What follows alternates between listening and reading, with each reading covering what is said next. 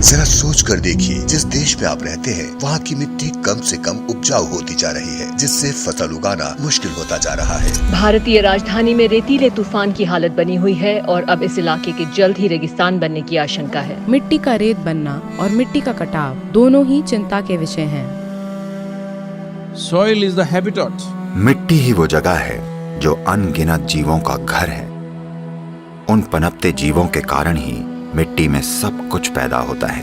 हमें खाना मिलता है, जानवर जिंदा रहते हैं। ये सब इसलिए होता है क्योंकि मिट्टी अच्छी है। जब मिट्टी अच्छी नहीं रह जाएगी, यानी कई मायनों में आपने दुनिया को बर्बाद कर दिया है। हम कार्बन की बात करते हैं, वातावरण में मिलने वाली गंदगी और कई स्तरों पर होने वाले प्रदूषण की बातें करते हैं। इससे पहले हमें सबसे बड़ी परेशानी का समाधान खोजना होगा, क्योंकि दुनिया में एक गलतफहमी है। अभियान चलाकर नागरिक या सिविक मुद्दों को पर्यावरण के मुद्दे बनाकर पेश किया जा रहा है। आज अगर न्यूयॉर्क शहर में प्लास्टिक की थैलियां तैर रही हैं, तो ये पर्यावरण का नहीं बल्कि एक नागरिक मुद्दा है। अगर हमारी नदियां प्रदूषित हैं, तो इसे ठीक किया जा सकता है। 1 या 2 सालों में अगर इसे साफ करने वाले जरूरी प्लांट्स लगाए जाएं और कानून लागू किए जाएं, तो ये नागरिक मुद्दे हैं जिन्हें कानून लागू करके और जागरूकता के साथ ठीक किया जा सकता है। But the real issue is soil. पर असल मुद्दा मिट्टी है। संयुक्त राष्ट्र की एजेंसियों के पास पर्याप्त वैज्ञानिक सबूत हैं। वो ये साफ कह रहे हैं कि हमारी जमीन पर 80 से 100 फसलों के लिए ही खेती की मिट्टी बची है। यानी हमारी खेती करने के लायक जमीन 45 से 60 सालों तक ही बचेगी। वो इसे मिट्टी का विनाश या अंत कह रहे हैं। आपने डायनासोर या डोडो के विनाश के बारे में सुना होगा, पर अब हम मिट्टी के विनाश की बातें कर रहे हैं। असली समस्या मिट्टी का गायब होना है, क्योंकि पिछले 30 सालों में 80% बायोमास कीड़े धरती से गायब हो गए हैं। 80%। ये आत्महत्या है। ये वाकई आत्महत्या है। तो 45 या 50 साल के बाद धरती पर भोजन का गंभीर संकट होगा। ये होना ही है। जब भोजन का संकट आएगा, तो जिसके पास सबसे बड़ी बंदूकें होंगी वो आकर भोजन ले जाएगा। और दुनिया भर में लोगों के लिए हम जो दुख और दर्द पैदा करेंगे, उसकी कल्पना करना भी मुश्किल है। यह मत सोचिएगा कि सिर्फ गरीब मरेंगे, वो अमीरों को मारेंगे और अमीर मरेंगे। तो मैं चिंता पैदा करने की कोशिश नहीं कर रहा हूं। ये एक सच्चाई है जो हमारे इतिहास में कई बार हुई है, और एक बार फिर दुनिया के मुख्य वैज्ञानिक इसकी भविष्यवाणी कर रहे हैं। तो हम इसका क्या करने वाले हैं?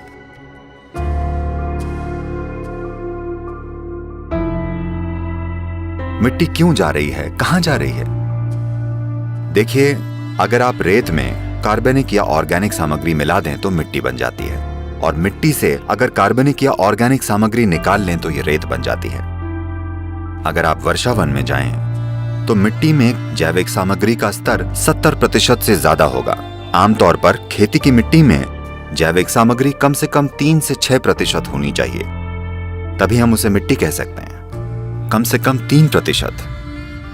पर आज उदाहरण के लिए भारत की 62% मिट्टी में जैविक सामग्री 0.5 या उससे भी कम है।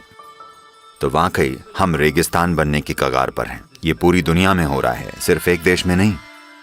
अमेरिका में जिस तरह से खरपतवारनाशी, कीटनाशकों या पेस्टिसाइड्स का इस्तेमाल हो रहा है, हमें यह समझना होगा कि बायोडाइवर्सिटी या जैव विविधता का लगभग 82 से 86% मिट्टी के ऊपरी 12 इंचों में होता है। जब हम मशीनों से जुताई करते हैं, जैसे ट्रैक्टर 9 से 12 इंच की गहराई तक जुताई करता है और उसे खुला छोड़ देता है, इसका मतलब है हम जैव विविधता को बिल्कुल नष्ट कर रहे हैं। जैव विविधता यानी मिट्टी में मौजूद ह्यूमस। ह्यूमन शब्द ही ह्यूमस शब्द से बना है, यानी ये मिट्टी वाकई जीवित है।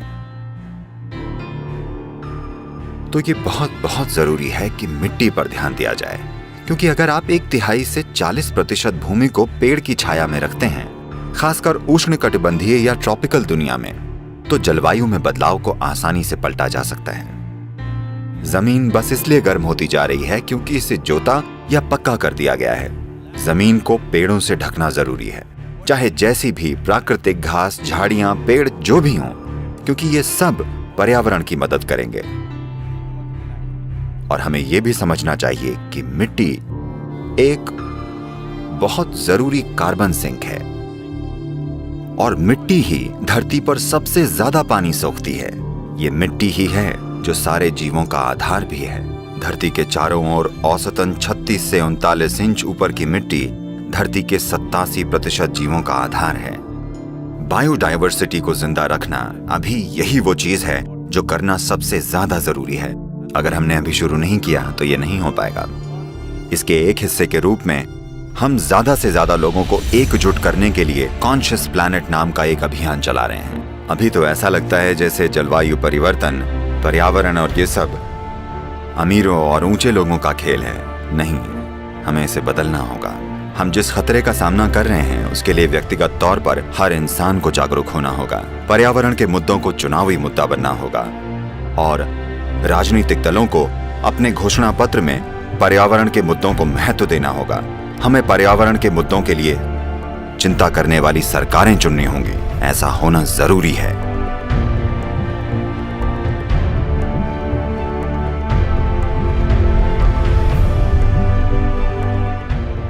तो हम ये देख रहे हैं कि 192 देशों के लिए नीतिगत सिफारिश कैसे लाई जाए।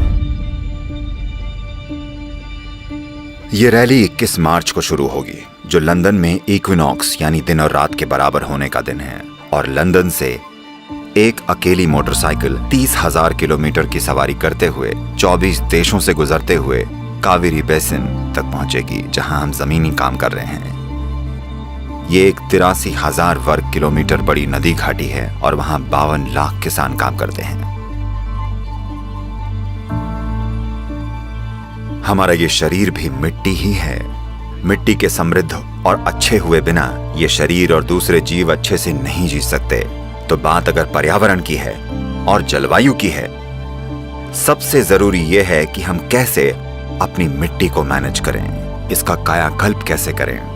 हमें चाहिए कि हम इसे फिर से पहले जैसा बनाने के लिए जागरूकता लाएं। ये जागरूक दृष्टिकोण और जागरूक धरती बनाना सबसे ज्यादा जरूरी है।